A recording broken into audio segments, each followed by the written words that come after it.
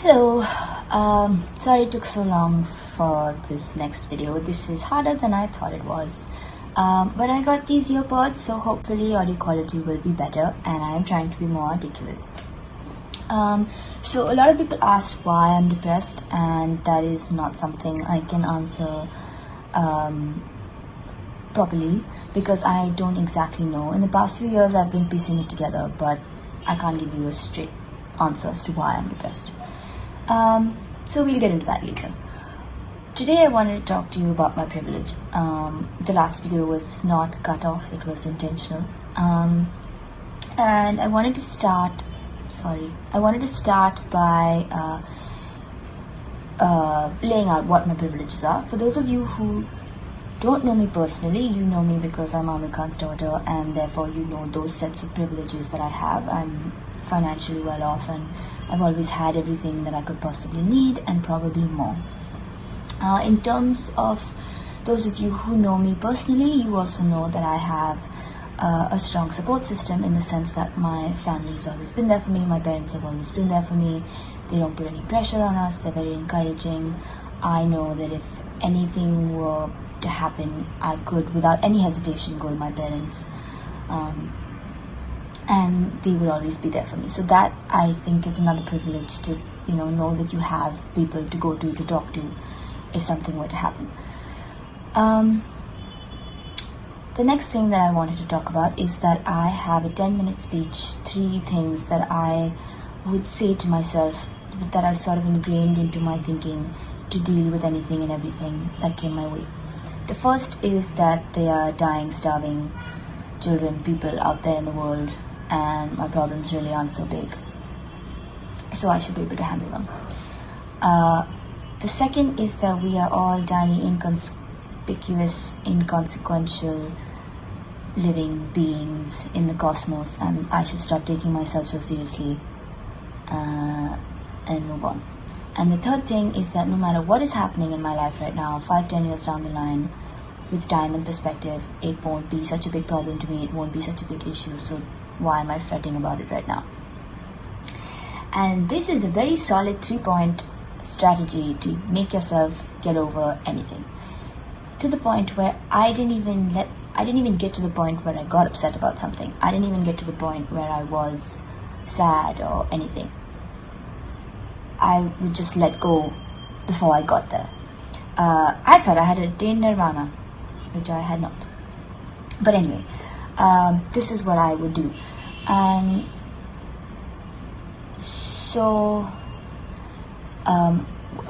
between the time when my behavior started to change and the time that I asked for help was about 3.5 years.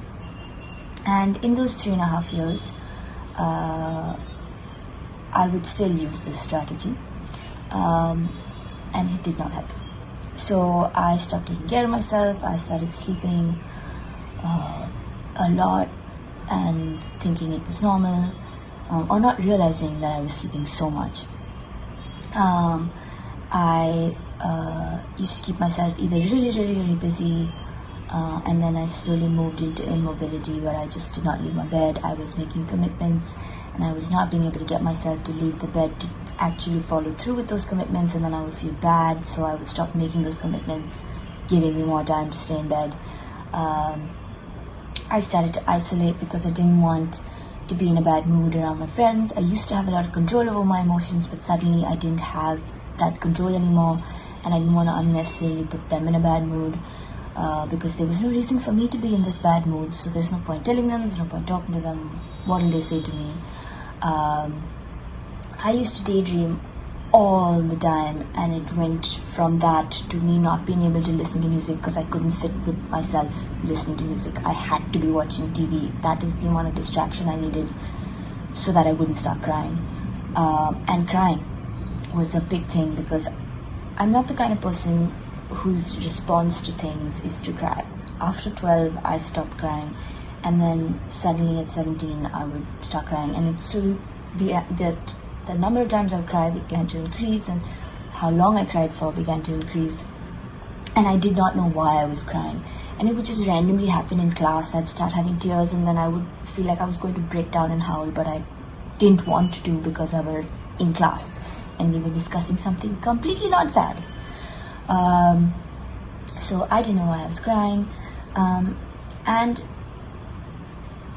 so over the years, that whole time, either I would ignore it or I would try and rationally figure it out and deal with it myself. And so towards the end of it, I was crying and I was feeling so bad that I was in this place where I was crying and I was not being able to do the things that I normally do. And I was just like, why is this happening? And so I would try and rationally figure it out. What could I possibly be so upset about? What bad things have happened to me in my life? When I was young, when I was small, my parents got divorced. But that to me doesn't seem like something that would traumatize me, because my parents' divorce was amicable.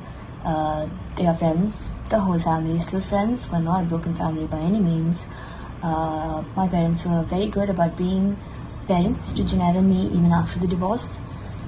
And when people would say, oh, I'm so sorry to hear about, your parents being divorced, I'd be like, what are you talking about? Why is it? It's not a bad thing. Another privilege. I didn't realize that it was a sad thing. It could, it could be something that could scar you. It didn't scar me. I don't remember most of it, but I always felt like my parents' divorce is not something that bothered me. So that can't be a reason why I'm feeling so sad.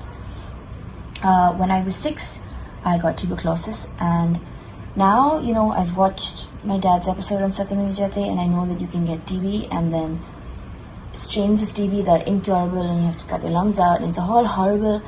But I had TB outside my lungs, and I had regular TB, and I went to the hospital for 4 days and got to bunk school and watch TV all day. So for me, it was not such a big deal. It didn't scar me so much. So, I got lucky. Pretty easily dealt with that. Not something that would make me feel so terrible today. When I was 14, I was sexually harassed, abused. And that was a slightly odd situation in the sense that I didn't know whether the person knew what they were doing. I sort of knew them. I didn't want to bring it up. It wasn't happening every day. So it took me about a year to be sure that they knew what they were doing and that is what they were doing. And immediately I wrote my parents an email and I got myself out of that situation. And once I was out of that situation, I didn't feel so bad anymore. I wasn't scared. I felt like this is not happening to me anymore and it's over. And I moved on and I let go.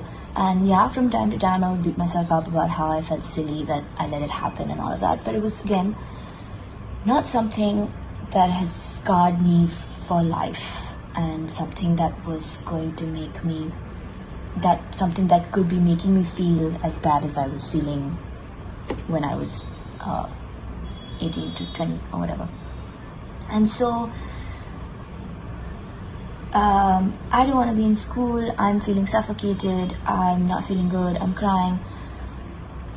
I can't tell my parents this or tell my friends this because they're gonna ask me why, and I don't know why. I have no reason to give you why. I've thought through everything that has happened to me. I've tried to find a reason, and I don't have a reason to give you.